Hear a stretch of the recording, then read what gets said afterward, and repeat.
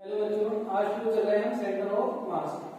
Rotation का ये first topic है, सेंटर ऑफ मास। किसी भी बॉडी के सेंटर ऑफ मास के बारे में हम जानेंगे। सेंटर ऑफ मास होता क्या है? सेंटर ऑफ मास वो पॉइंट होता है जिस पॉइंट पर पूरी बॉडी का मास लाई करेगा। ठीक है, जैसे एग्जांपल के लिए अगर मैं बात करूं, यहाँ पर मेरे हाथ में चॉकलेट है, तो इसका सेंटर ऑफ मास क्या होगा? इसका सेंटर ऑफ मास वो होगा जिस पॉइंट पर सारा मास लाई करे। अब वो पॉइंट कहाँ हो सकता है? अगर मैं इसको यहाँ से रोकना चाहूँ, रोकेगा नहीं, नीचे गिर जाएगा। इस साइड से रोकूं तब भी रोकेगा, इधर से नीचे गिर जाएगा, क्योंकि इस साइड इसका मास ज्यादा है। तो हमें ऐसा पॉइंट ढूंढना होगा, इसमें देखना होगा कि जहां पर इसका मास लाई कर रहा है टोटल, और वो पॉइंट हमें लगभग मिड में मिलेगा। अगर बॉडी हमारी यूनिफॉर्म है तो हमें मिड पॉइंट मिल जाएगा, जहां पर ये रेस्ट पे रह सकता है। तो this point is known as centre of mass of this chalk holder. तो इसी तरीके से हमें बहुत सारी डिफरेंट बॉडीज का सेंटर ऑफ मास फाइंड करना है इस चैप्टर में। और ये सेंटर ऑफ मास कहाँ होता है? जैसे मान लो कि ये चॉक होल्डर है, जैसे रॉड है, तो रॉड के पॉइंट मिड पॉइंट में यूनिफॉर्म रॉड है तो मिड पॉइंट पर सेंटर ऑफ मास मिलेगा। अगर नॉन यूनिफॉर्म है तो इससे थोड़ा इस साइड या इस साइड मिल जाएगा। वो डिपेंड करेगा कि मास किस साइड का ज्यादा है। अब जरूरी नहीं कि ये बॉडी सेंटर ऑफ मास जो है बॉडी पर ही लाई करे, ठीक है, वो कहीं भी लाई कर सकता है। जैसे कि मान लो अगर आपने इस रॉड को इस तरीके से बना दिया, इस शेप में ले लिया, सी की शेप में। अब ये सी की शेप में जो हमारे पास बॉडी है, इसका सेंटर ऑफ मास कहाँ लाई करेगा? हमें ये पता है कि सर अगर ये रॉड एक होती तो इसका सेंटर ऑफ मास इस मिड पॉइंट पर होता, अगर ये वाली रॉड हमारी अलग होती तो इसका मिड पॉइंट पर होता। इसी तरीके से ये वाली बीच वाली रॉड हमारी अगर यूनिफॉर्म होती तो इसका मिड पॉइंट पर होता। तो ये हमारे पास थ्री रॉड्स के थ्री सेंटर ऑफ मास निकल कर आए। लेकिन अगर ये पूरी बॉडी एक ही है तो इसका सेंटर ऑफ मास क्या होगा? तो इसके सेंटर ऑफ मास को हम क्या करेंगे निकालने के लिए? इसके तो वैसे फॉर्मूला है वो यूज करेंगे, लेकिन समझने के लिए हम ऐसे समझ सकते हैं कि हम थ्रेड से इस पॉइंट को इस पॉइंट को इस पॉइंट को टैग करेंगे। उसके बाद जब हम इसको उठाएंगे तो जिस पॉइंट पर ये बॉडी पूरी ऊपर आ जाए उसी को हम बोलते हैं सेंटर ऑफ मास। ये ऐसे समझ आ जाएगा जैसे आपके पास व्हील ऑफ साइकिल है, साइकिल का व्हील है, तो साइकिल के व्हील का जो एक्सिस होता है this is known as centre of mass. ठीक है, साइकिल के व्हील का या फिर बाइक के व्हील का जो एक्सिस होता है उसको हम बोलते हैं सेंटर ऑफ मास। अब ये सेंटर ऑफ मास इस व्हील की बॉडी के मास पर लाई नहीं कर रहा है। इसका मतलब ये है कि जो सेंटर ऑफ मास होता है वो जरूरी नहीं कि बॉडी के मास पर ही लाई करे, मतलब बॉडी पर लाई करे। It is an imaginary point. It may be located on the body or may not be located on the body. मतलब कहीं भी लाई कर सकता है, बॉडी पर भी बॉडी के बाहर भी। जैसे कि इसका यहाँ है, इसी तरीके से अगर हम थ्रेड को बांधकर इस बॉडी को उठाएं तो ये बॉडी पूरा एक साथ ऊपर उठकर चली जाए, उस पॉइंट को सेंटर ऑफ मास बोलेंगे। और हम कैसे उठाएंगे? इस तरीके से बांधकर। ठीक है, तो हम थ्रेड से बांधकर उठाएंगे तो अगर 3D डायग्राम देखें तो ये वाला पॉइंट है सेंटर ऑफ मास, मतलब ये लाई करेगा यहाँ पर कहीं पर, इस पॉइंट पर। ठीक है, तो this is known as centre of mass of this body. अब सेंटर ऑफ मास हमारा इस तरीके से होता है, किसी बॉडी पर भी हो सकता है, बॉडी के बाहर भी। तो ये इमेजिनरी पॉइंट होता है, बॉडी पर भी होगा, बॉडी के बाहर भी होगा। ठीक है, तीसरा पॉइंट इसका ये है कि इस पॉइंट पर सेंटर ऑफ मास पर पूरी बॉडी का मास हम एज्यूम कर सकते हैं। ठीक है ना, एग्जांपल के लिए ये ले सकते हैं, मान लो हमारे पास 3 मासेस दे दिए, ट्रायंगल के वर्टेक्स पर रखे हुए हैं। जैसे मान लीजिए एक मास यहाँ रखा हुआ है m मास, दूसरा मास यहाँ रखा हुआ है m मास, तीसरा मास यहाँ रखा हुआ है n मास, और ये इक्विलेटरल ट्रायंगल की डिस्टेंस पर अगर वर्टेक्स पर है तो ये साइड हम a मान लेते हैं, ये मान लेते हैं, ये मान लेते हैं। तो इसका सेंटर ऑफ मास हमें कैलकुलेट करना है। ये हमारे पास 3 पार्टिकल है जिसका मास m इक्वल मास ले लिया है, इक्वल डिस्टेंस पर रखे हुए हैं on the vertices of equilateral triangle. How to find centre of mass of this system? तो इस सिस्टम में सेंटर ऑफ मास कैसे फाइंड करेंगे? सेंटर ऑफ मास फाइंड करने के लिए इसमें एक फार्मूला दिया गया है। फार्मूला क्या है कि जैसे मान लो हमारे फार्मूला जो होता है सेंटर ऑफ मास का, ये होता है r centre of mass, this one is equal to m1 r1 plus m2 r2 and so on. जितने मास हैं आपके पास, इनफाइनाइट नंबर ऑफ मास ले सकते हैं यहाँ पर, और ये हमारे पास total mass m1 plus m2 plus m3, इस तरीके से हम ले सकते हैं। r क्या है यहाँ पर? r is the position of centre of mass of n mass, r is the position of m1 mass, r2 is the position of m2 mass and so on। यहाँ पर हमारे पास पार्टिकल मासेस हैं, Cartesian plane में कहीं रखे हो सकते हैं, जैसे ये रखा हुआ है। तो हम इसको कैसे फाइंड करेंगे? इसका सेंटर ऑफ मास फाइंड करने के लिए हमें कार्टेशियन प्लेन बनाना होगा, खुद से ड्रॉ करना होगा।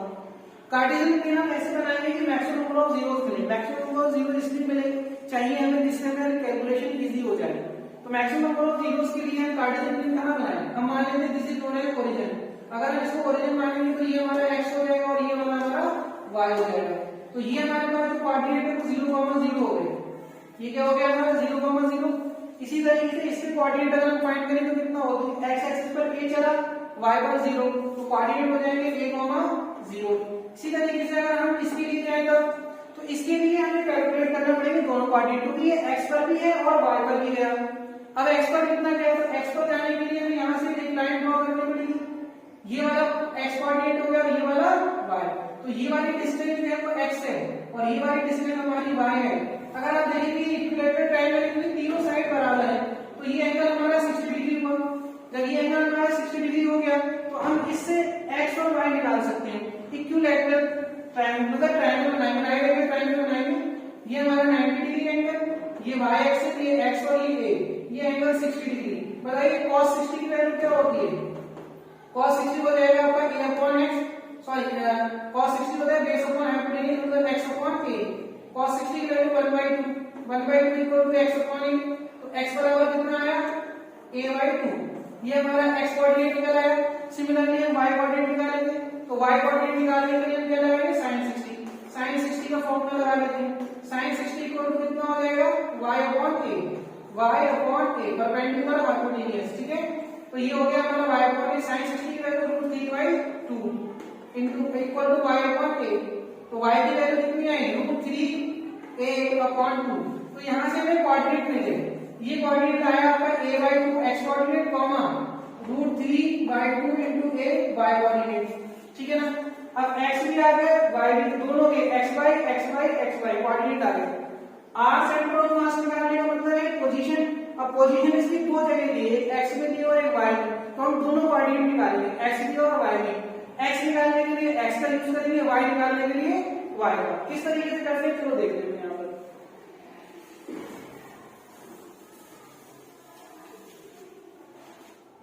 अगर हम इसका x सेंटर ऑफ मास निकालें तो x सेंटर ऑफ मास के लिए आ जाएगा m1 x1 प्लस का m2 x2 प्लस का m3 x3। क्योंकि हमारे पास 3 पार्टिकल है तो हम 3 तक जाएंगे upon total mass m1 plus m2 plus m3। यहां से अगर देखें m1 मास कितना है, x1 मास कितना है आपका, सॉरी x1 कोऑर्डिनेट कितना है? 0। तो ये हमारा 0 हो गया। प्लस m2 मास कितना है? m2 मास m कोऑर्डिनेट कितना है? a x coordinate. तो ये आ जाएगा m2a प्लस m3 कितना है? m मास है, x कोऑर्डिनेट कितना है इसका? a/2। तो m into a/2 upon total mass m plus m। तो ये कितना हो जाएगा? ये तो हो गया 0, ये हो जाएगा ma, ये ma/2। तो एलसीएम लेंगे तो कितना आएगा? ये होगा आपका ma plus ma/2 upon 3m। Solve कर लेते हैं इसको, 2 + 2 + 1 3ma अपॉन 2 अपॉन में कितना है? 3m। तो 3m कैंसिल, आंसर कितना है? a/2। तो ये हमारा x सेंटर ऑफ मास आ गया a/2। सिमिलरली हम y सेंटर ऑफ मास निकालेंगे।